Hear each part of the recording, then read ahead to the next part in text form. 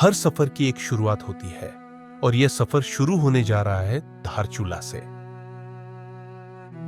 एक ऐसी आध्यात्मिक यात्रा जो हमें हिमालय की पवित्र गोद में ले जाती है, जहां प्रकृति और दिव्यता सदा से एकाकार है। उत्तराखंड की दुर्गम घाटियों में दो पवित्र शिखर अपनी मौन भक्ति में स्थिर है, आदि कैलाश और ओम पर्वत।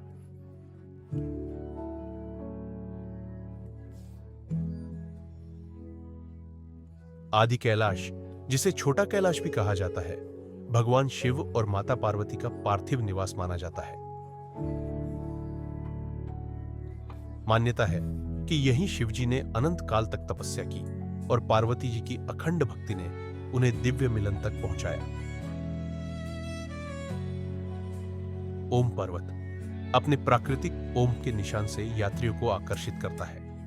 बर्फ से निर्मित यह अक्षर सृष्टि के मूल मंत्र का प्रतीक है, जो इस क्षेत्र की दिव्य ऊर्जा का दर्शन कराता है। चलिए हमारे साथ इस पवित्र यात्रा पर, जहां हम आध्यात्मिक महत्व को समझेंगे। यह यात्रा केवल एक सफर नहीं, बल्कि आत्मा की खोज है।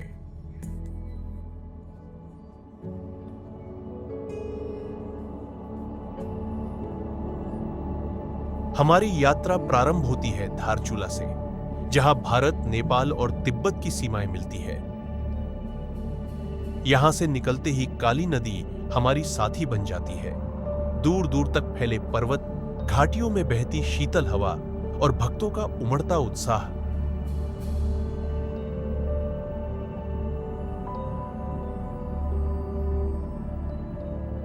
और फिर आता है वो क्षण जब सामने प्रकट होता है ओम पर्वत, जहां प्रकृति ने स्वयं ओम का आकाशीय चित्र अंकित किया है। यह दृश्य आंखों से नहीं, आत्मा से महसूस किया जाता है।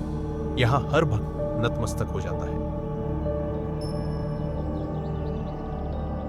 ओम पर्वत के दर्शन के बाद हम काला पानी में स्थित काली माता मंदिर पहुंचे।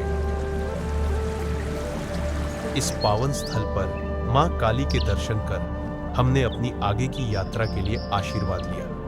यहीं से बहने वाली काली नदी इस क्षेत्र को और भी पवित्र बनाती है। दर्शन के बाद हम गुंजी लौटे, जहां विश्राम कर अगले दिन आदि कैलाश की ओर प्रस्थान किया। आदि कैलाश, जिसे छोटा कैलाश, दूसरा कैलाश या भगवान शिव का प्रतिरूप भी कहा जाता है, यह स्थान हिमालय के उन पावन शिखरों में से है जहां हर पत्थर, हर बर्फ का कण शिव की उपस्थिति का एहसास कराता है।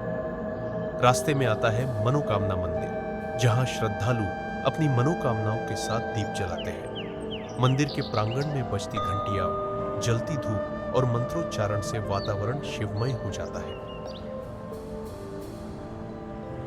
कहा जाता है कि स्वयं भगवान शिव ने यहां तपस्या की थी। पास ही पार्वती सरोवर है, जहां माता पार्वती स्नान करती थी। पर्वतों की इस गोद में हर भक्त को स्वयं के भीतर शिवत्व का आभास होता है।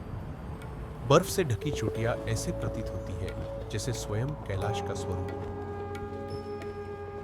चारों ओर गूंजता ओम नमः शिवाय का नाद और मंद स्वर में बहती हवाएं एक अलौकिक शांति का अनुभव कराती है। यह केवल एक दर्शन नहीं है, यह आत्मा का पुनर्जन्म है। जैसे स्वयं शिव या हर श्रद्धालु को आशीर्वाद देने उपस्थित हो। जीवन में एक बार इस पावन धाम के दर्शन अवश्य करें, जहां प्रकृति स्वयं शिवमय हो जाती है। इसलिए कहा जाता है, शिव ही सत्य है, शिव ही अनंत है।